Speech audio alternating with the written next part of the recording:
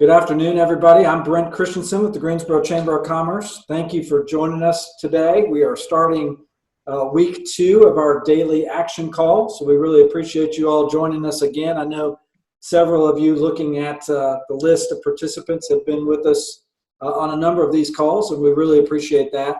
If you'll remember, if you look down on your Zoom app, you can go to the chat function. Holly's already got a message out to everybody. As we go through this, if you have any questions, something you want to add to the discussion, anything that you might have, please feel free to let us know and use that chat function. We'll make sure that we get to all those. We'll do our very best. You can follow us on social media, Facebook, Twitter, and Instagram at GSO Chamber for the latest information.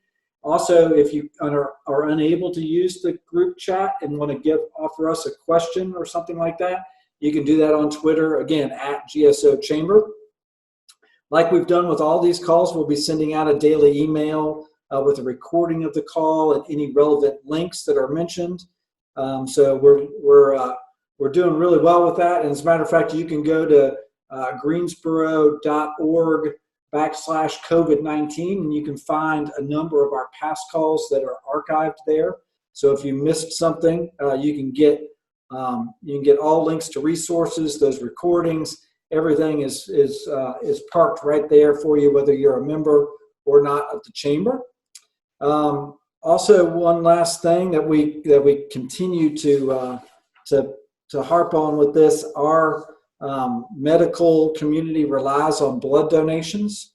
And so oneblood.org is still looking for blood donors. So if you have that opportunity, that need never lets up, especially now. And so we'll make sure that we continue to pass that along. We'd love to see you all make a time to go do that when you get a convenient moment. So today we've got really kind of a two-part call. We wanted to bring you 2 experts on the changes to unemployment benefits that have come from the federal and state level. First of all, we'll go at this from an employer level with Anton Keith, and then we'll introduce Chris Rivera to talk about the employee angle afterwards. So let me introduce the 2 of them, and we'll roll right into this. Anton Keith is the Chief Deputy of Programs for the North Carolina Department of Commerce Division of Employment Security. Mr. Keith has worked for over 20 years in the workforce development and unemployment insurance area, serving the citizens of North Carolina, including serving on the Charlotte-Mecklenburg Region C and Northwest Piedmont Workforce Development Boards. Previously has been the manager of the Employment Security Commission offices in Shelby, Winston-Salem, and Charlotte, North Carolina. For the past 10 years, Mr. Keith has served solely in unemployment insurance. Currently, he's directly responsible for all program areas within the division to include tax, appeals, integrity, and unemployment insurance benefits. Let me go ahead and introduce, I'm sorry, I got a little bit more, and a little bit more that's exciting about Mr. Keith. He's a graduate of North Carolina A&T State University, located right here in Greensboro, as well as a member of the National Association of State Workforce Agencies, UI Committee, and the Integrity Steering Committee. Anton, thank you for joining us today. We appreciate that. Before we move on, let me give Chris a proper introduction as well. So Chris Rivera serves as the Interim Executive Director for the Guilford County Workforce Development Board, Guilford Works, which administers federal unemployment and training programs to job seekers and businesses throughout Guilford County. He is responsible for providing administrative oversight of workforce development programs and implementing strategic initiatives throughout Guilford County, while facilitating the development of community partnerships that are in support of the organization's strategic goal and mission. Can you hear me, Antoine? Yeah, just fine. Okay, good. So here's the question I asked. You and I talked a little bit earlier today about the number of unemployment claims that have been filed last week. Can you give us that number and give me a little bit of give the audience a little bit of perspective on what that number is at this point? Sure thing. So why don't we do it up through today? Just in the last 7 days, right now we have over 120,000 claims that have been filed in the last 7 days. out of that 122,000, over 106,000 identified as being attributable to COVID-19.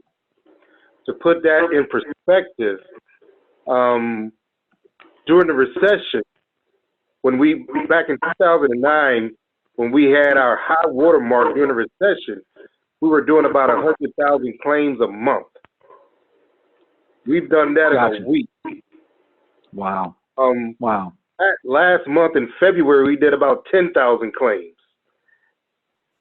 So the amount of claims coming through the system is unprecedented. It's putting a tremendous strain on the system, obviously, because nobody expected to be taking 100,000 claims in a week. It's really been tough. Phones have been filled up. Obviously, we've had, and it's tough all around, not just for North Carolina, but we have some federal partners like Social Security Administration that we partner with, that we run claims through. And the reality is that their systems have been strained because so many states are hitting their systems, and it was actually causing our system to slow down as we was waiting on responses to come back from those federal systems. So it was making people attempting to file time out. So we had to readjust that, and so that's really where we are right now, just in uncharted territory as far as the number of claims coming through.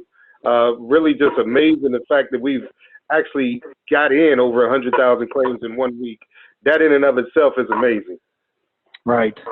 Right. So tell us, there are probably a number of folks on this call that have never really contemplated, thankfully, having to do a reduction in force, a layoff, a furlough, anything like that. Help walk us through what that looks like and how we can help you in this time when you're seeing such unprecedented numbers. What should employers be taking into account? And again, how can we help you manage what's going on in your world right now?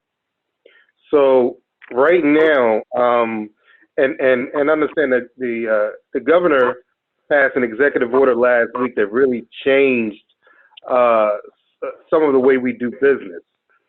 So the things that I'm talking about is strictly for individuals that are out of work due to the coronavirus. Whether it's somebody that you had to send home to be quarantined, whether it's a facility you need to close down because somebody was possibly positive that was in your facility, or whether it's it's one of those situations where you've been mandated to close your shop, or because other shops are closed, you're not getting the business, or you have no choice. But what will occur is those individuals, the only way you can file for unemployment insurance now is online or by phone with an individual at our call center. Online, obviously, is the most quickest and the most efficient way to file. There is no more filing in person. You don't go to one of the career centers or the old ESC offices and file your claim in person any longer. We have already implemented a separation reason for your employees to see that says, do you have a lack of work or reduced hours due to the coronavirus? So they would click that, and what will occur is that you as the employer will receive a notice by mail that says somebody has filed a claim against your account, and it will instruct you to go onto our website. We don't do the paper responses any longer. Everything is electronic now. You have to go into our website, and you will plug in that information that's on that notice that you get, and you will say why this person is no longer with you. Now, we did change the separation reason for employers to also indicate that is it a lack of work? You would say yes, and then the next stage would ask you, is lack of work due to the coronavirus or COVID-19, whichever way it says it, and then you would say yes. If it's not, maybe a person just has left or regular separation, then of course you would say no. One of the things that to be mindful of, what the governor's executive order has done, he has indicated that any claim filed due to the coronavirus, the employers will not be charged. So it's very important that we get that information in either from the employee or from you, the employer, so that when we're reconciling, we can make sure that we give you non-charging for those claims. You'll get a 551 in the mail just telling you that a person filed a claim and you might be liable. You do not have to respond to that 551.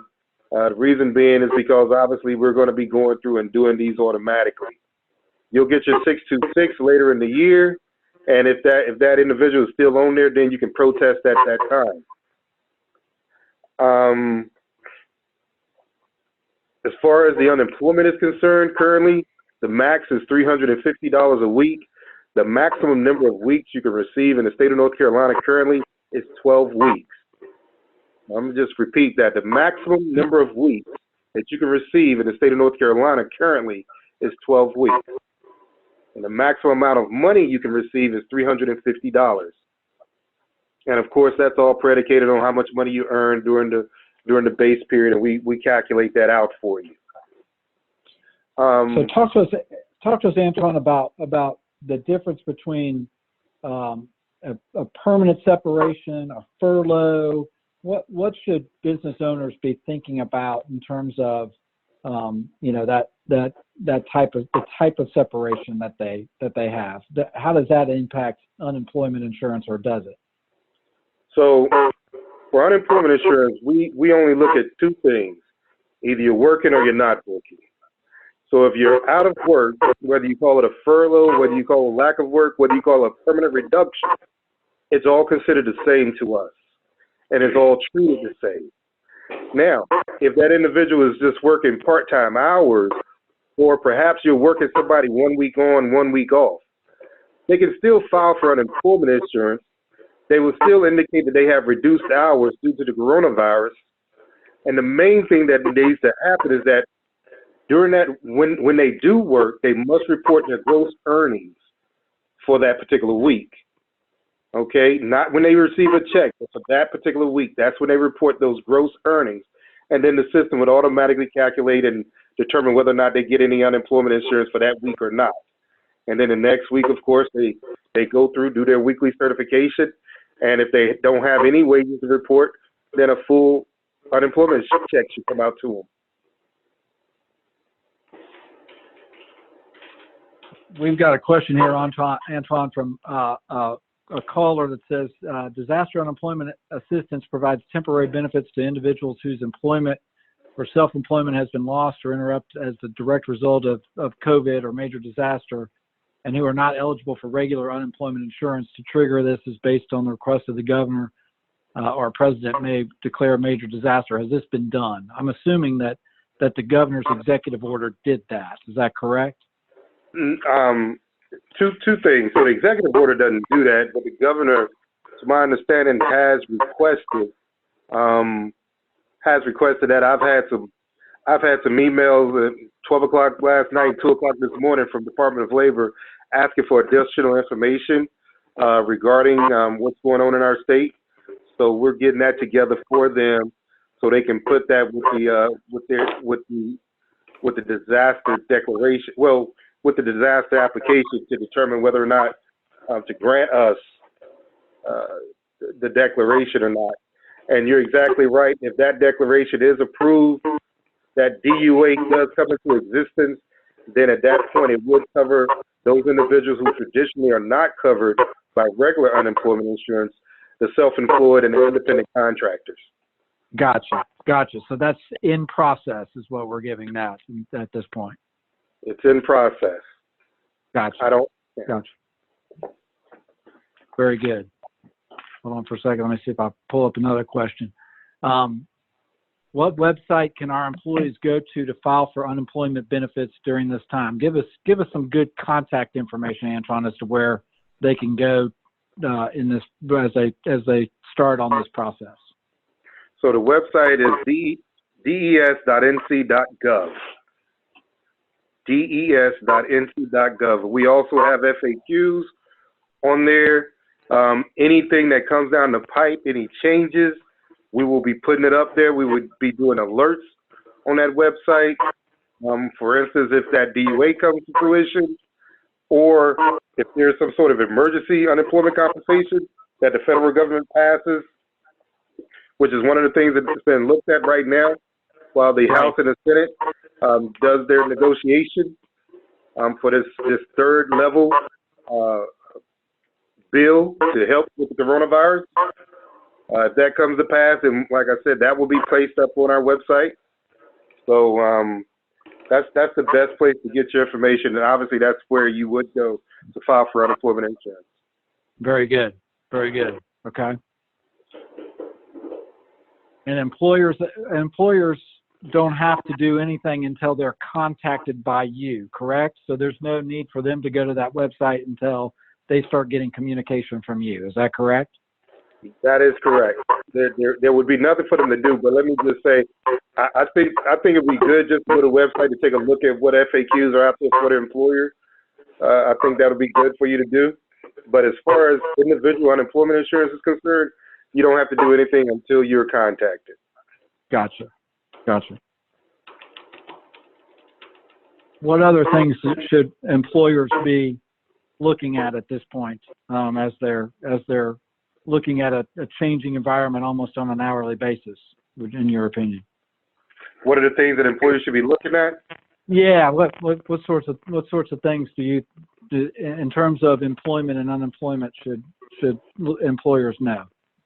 Well, I think, for the most part, the big issue right now is the fact that obviously we're in uncharted waters. Unemployment in the state only lasts for 3 months, so you really have to be mindful of what will you be bringing these individuals back on board. As of right now, those individuals don't have to look for work. So when they're doing their weekly certification, they just simply say yes, they were available and able to work, and yes, they were looking for work. Even though the reality is that because the governor's executive order waives that work search requirement. So obviously, if they answer it in the negative, then it just stops payment, and it just means that we have to go through and manually take care of it. Yeah, the big stuff right now is determining, just how you want your business to go moving forward. Do you want to do a complete layoff? Do you want to do 2 weeks on, 2 weeks off? Put half on layoff, half continue to work? Because the reality is that unemployment is only for 3 months currently. At this point, let's put an asterisk next to that, right? At this point, I think depending on how long we're in this new environment, that could change as well. But right now it's 3 weeks, Sure. 3 months, 12 weeks, right? And I think with the EUC, it probably might add another 3 months with it if it comes to pass. Right. But I'm not sure we'll see those 99 weeks like we did previously. Understood. We've got a question here that says, we have shortened the work week for many of our employees to 4 days a week. Will they receive prorated amount for the day we are no longer paying them? And I think that's an it depends question, but you can explain why that might depend, correct? Certainly. So the answer to that question is yes and no, because it depends. The reality is that if you're working more than 3 customary days of a work week, then you're really considered employed. If you're working less than 3 customary days, then we consider you not employed. And the reality is that if you're working over those 3 days, you're probably going to be earning more than what your unemployment would be anyway, so you wouldn't get any money, period. If you're working less than those, like I said, the individual will report their earnings. We have what's called an earnings allowance, which is the amount of money you can make up to without it affecting your weekly benefit amount. Currently, that earnings allowance is 20% of your weekly benefit amount. So just to put that in layman terms, if you're getting $350 a week, if you're getting the max of $350, the 20% would drive it up to $420. So anytime you earned over $420, you wouldn't get any money from unemployment insurance. Gotcha.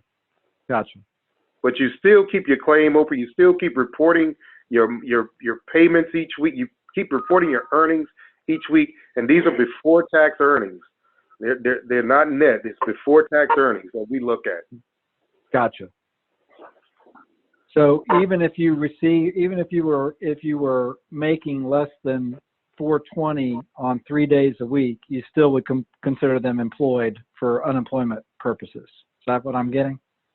So if you're making, so for the 350, in order to get 350, you got to earn somewhere around, I guess, the mid 30s per year. Yep. To get to 350. Individuals earning less than that, they're going to get less than that on unemployment. So essentially, what it is, those individuals need to look at what their weekly benefit amount is, and it'll also have their earnings allowance on there, and it will let them know whether they're going to get any money or not. You still report, but like I said, if you're over 3 days, if you're over 24 hours in a week, you're probably not going to get any unemployment. Understood.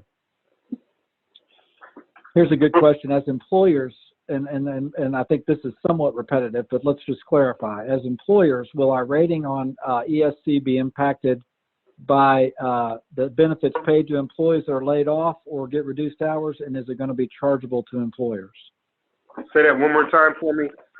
Two things. One, based on an unemployment claim, will the employer's rating be impacted, and is it going to be chargeable to employers? I think you've already indicated that if it's a COVID-19 reason, it's not chargeable to employers. What about the rating? So the rating is going to be affected by the charging.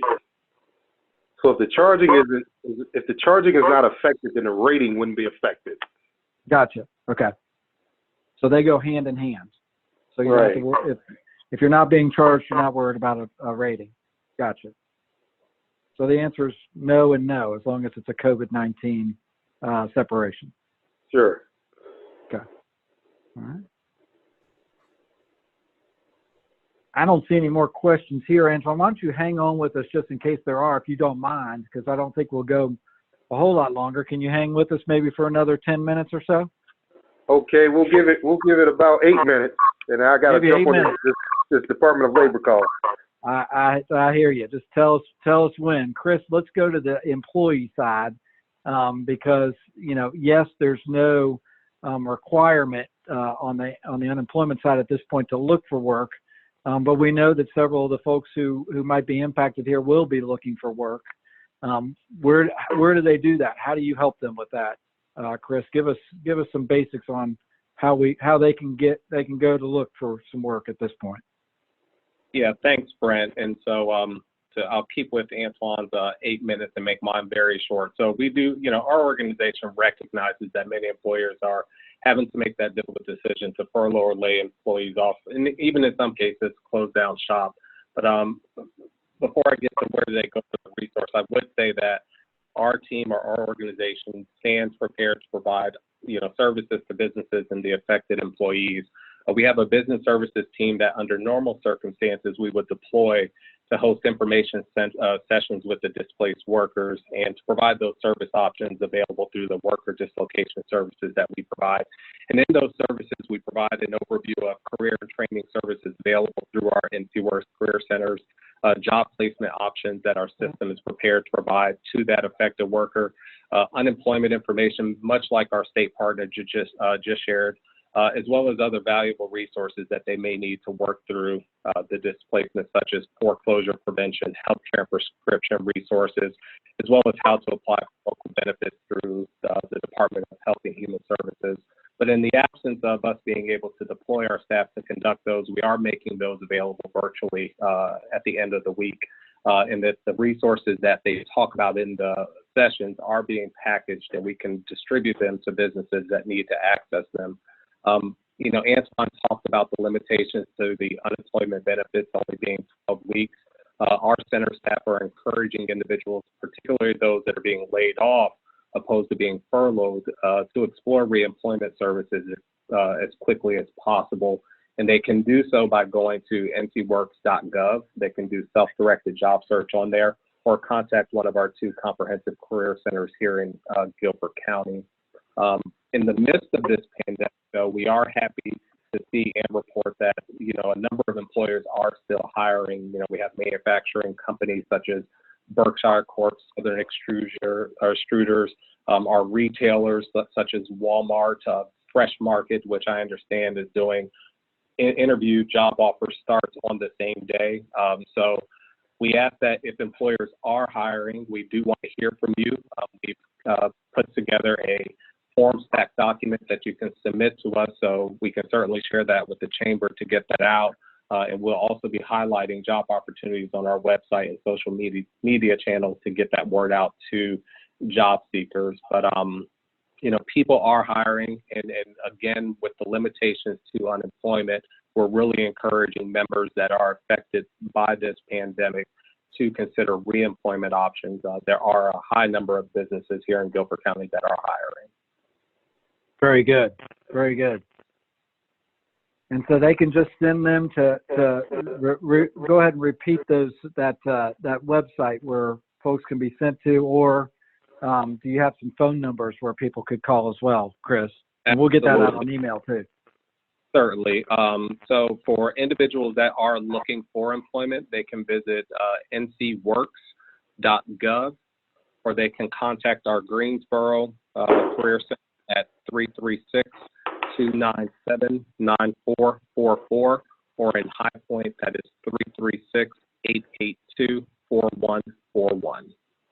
Great. And it also should be noted that if they are going to be filing unemployment claims, they will be required to register on NCWorks online or at ncworks.gov. So it will be great to direct them to that site ahead of filing a claim if needed. Gotcha. And that is some good news to hear that we've got some corporations locally that are hiring right now. So there are some opportunities even in the face of this difficult time. There are some opportunities for employment out there, and you'll be a good clearinghouse for that too, right, Chris? Going forward. Yes, sir. That's our intent. And I would encourage folks who have those opportunities to make sure that they get our local workforce development system involved, so that we can make sure that those job opportunities are broadcast far and wide across our community. So very good. Very good. Right. So we had to make the challenging decision to close our doors to the public as well, but we do have staff in the house that are providing virtual services. And so we have about 60 representatives or so that are fielding questions as it relates to unemployment and or employment needs. And so, as you indicated, Brent, any hiring opportunities that, local businesses have, please do reach out to us, and we'd be happy to kind of funnel well-qualified talent over to meet your needs. Very good. Very good. We are reposting those phone numbers and that website on our group chat right now. So for those of you all who are able to see that, those numbers are there right now. So with that, I don't see any. Hold on for a second. Let's see. Let's go ahead. I'm sorry, Antoine. Did you have something to add? No, that wasn't me speaking. Gotcha.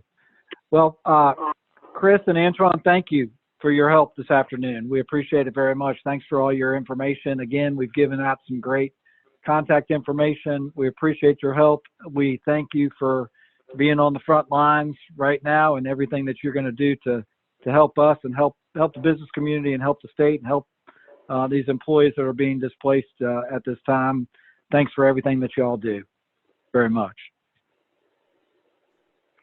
So as we sign off here, let me give you a couple of things. First of all, we've been reminding everybody at the end of these calls to please do your census form. Please fill out your census form. They should be in the mail to you, if not last week, perhaps this week, but very, very soon.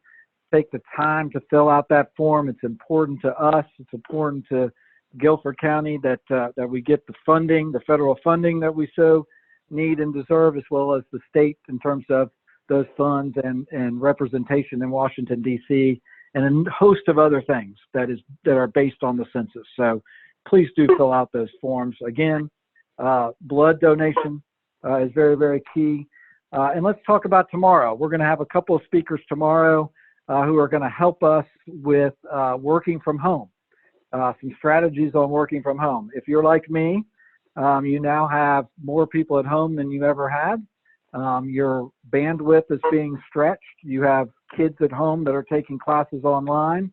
You perhaps have a spouse or significant other who's trying to work at the same time. And there are a lot of challenges based around that. So we're going to get some good tips on that tomorrow. You won't want to miss that. We may even have a special guest stop by from our congressional delegation in Washington, D.C. They are working on, as Antoine mentioned, this phase 3 of a relief package. I would encourage you all to please, if you haven't already, get in touch with their offices and encourage them to move faster, break through log jams, and get this done. It's imperative that we get businesses the support that they need, as well as individuals who are impacted by this, the relief that they need. So I would encourage you all to push on them to get this third phase done as quickly as possible. But we're going to tease a little bit. I can't promise. We'll tease a little bit that we might have part of our congressional delegation with us tomorrow on our 3 o'clock call. But we certainly will be hearing from a couple of experts in working from home and giving us some tips on how to be productive, how to remain sane, how to get the most out and be productive while you're working from home. So again, thank you all for joining us. It is 3:42. Thank you for hanging in with us through our technical difficulties. Thankfully, we were able to get those ironed out and get a nice program to you this afternoon. And we'll look forward to seeing you or hearing from you all again tomorrow at 3 o'clock. Until then, we're adjourned. Thanks so much. Bye now.